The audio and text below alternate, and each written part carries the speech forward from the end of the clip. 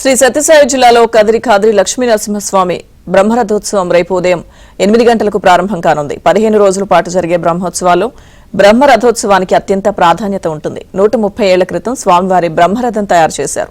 శ్రీదేవి భూదేవి సమేతుడై శ్రీ ఖాద్రి నరసింహస్వామి బ్రహ్మరథంలో కొలువు తీరి తిరువీధుల్లో భక్తులకు దర్శనమిస్తారు. రథంలో కొలువు తీరిన వసంత వల్లభుని దర్శించుకునేందుకు లక్షలాది మంది భక్తులు తరలి వస్తారు. ఏపీతో పాటు కర్ణాటక, తమిళనాడు, తెలంగాణ ప్రాంతాల నుంచి ఇప్పటికే విచ్చేసిన భక్తులతో ఆలయ ప్రాంగణం, తిరువీధులు కిక్కిరిసిపోయాయి.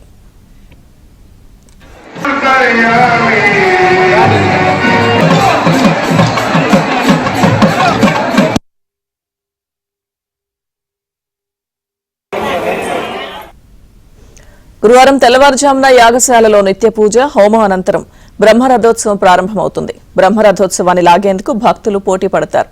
బ్రహ్మరథోత్సవ కార్యక్రమం సందర్భంగా ఆలయ అధికారులు పూర్తి స్థాయిలో ఏర్పాట్లు చేశారు. ఎమ్మెల్యే కందికుంట వెంకటప్రసాద్ అన్ని శాఖల అధికారులతో సమన్వయ సమావేశం ఏర్పాటు చేశారు.